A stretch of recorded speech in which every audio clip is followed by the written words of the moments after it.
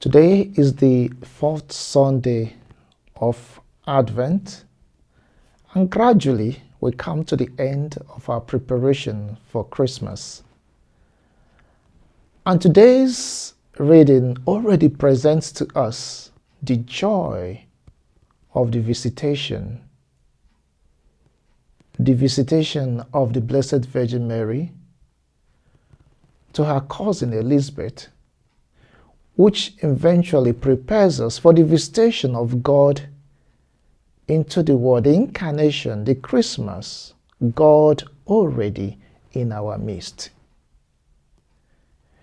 In this activity of Mary, in this act of charity, we are presented with this woman as one to imitate. In our journey of faith, in our spirituality, it is a fact that no one encounters God, receives God, and then keeps it to himself or to herself. God comes to us so that we become agents of his message of wisdom, his message of joy, his message of salvation to others. To go sharing this joy of this visitation, the joy of Christmas. And this is what Mary shows us today. And this is what the church invites us today to do throughout this season. Go about sharing that joy. Go about putting smiles on the faces of others. In this encounter between Mary and his cousin Elizabeth, we see Elizabeth filled with joy, recognizing Mary, recognizing the child in her womb, exalted and rejoicing. Who am I that the mother of my Savior should come to me? For as soon as your greeting reached my ears, the baby in my womb leapt for joy. In this encounter, we see the humility of these two women. Mary leaving her lofty position as the mother of God and reaching out, making the sacrifice to visit her cousin. This is gotten from the activity of God himself, from the example of God, derived from the God who left his own lofty position to come to our own humanity, to come to our own situation, made himself one like us. St. Paul, in that famous hymn of the self-emptying of Jesus, presents this to us in the letter to the Philippians. He was God. He left that exalted position and chose to be born like one of us. This is what Mary did. And this is what we are invited to do. To reach out to others. To go and share the joy of this encounter, of this visitation of God with others. Sometimes pride keeps us away from reaching out to others. We think we know it all. We think we have it all. We think we have this highest position that no other person can attain. We keep away from others. I suppose you may have heard this story about a man who reared chicken. He had a poultry.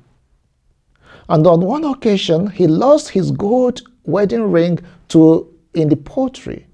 One of the fowls had swallowed it. And there's no way to know which fowl that had swallowed it, where there were many thousands of fowls. And he brought a wise person to come and help him discover and discern which chicken had swallowed his gold ring. And when he came, he saw one of those chickens at a particular place, separated itself from the others. He didn't want to associate with others. And this wise man told the poultry owner, that is the chicken that swallowed your gold ring. And then when they took it and killed it and saw in the intestine that gold chicken. But this man was amazed and asked, how?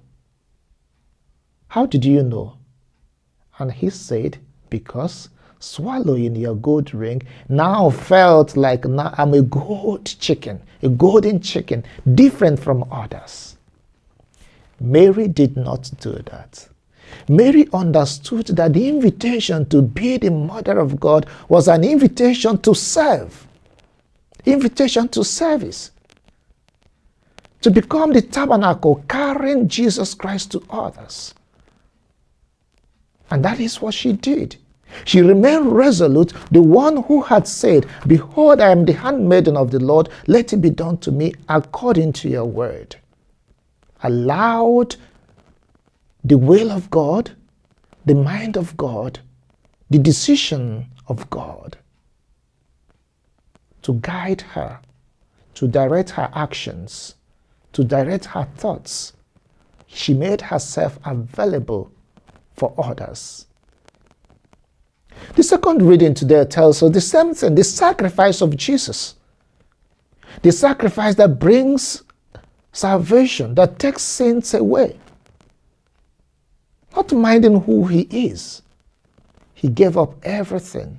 He accepted to make this sin offering that takes away sins. That one single offering. What about you? What sacrifices do you make in your own area of responsibility? At home, your workplace, in the church, in the society? Do you understand that the responsibility given to you is a responsibility to serve? The leadership role given to you is the leadership role to serve. As a parent, you are meant to serve, to guide others, to lead them. This is a big challenge. This is an invitation of today. And the work, what Mary has done is an invitation, that corporal and spiritual work of mercy, reaching out to others, bringing Jesus to others. Whenever we celebrate the Eucharist and receive Jesus, we become tabernacles of the Eucharist, of the Blessed Sacrament. And as such, we must bring him to others, bring joy to others, bring peace to others, bring consolation to others, bring hope to others, give people the faith that is fervent, the faith that will guide them. And Pope Benedict XVI said that our faith is more enlivened. It becomes lively. It is only propagated when we share it with others.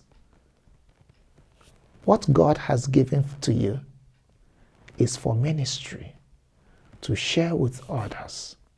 Your vocation as a mother, as a father, as a youth, as a priest, as a religious, as a Christian, it is for you to use that to help others.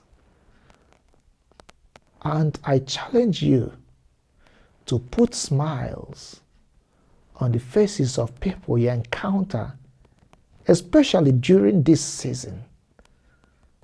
The people that come to you and the people that you meet, put a smile, give them hope, bring peace to them, and may the Lord continue to bless you as you go about the activities of this season.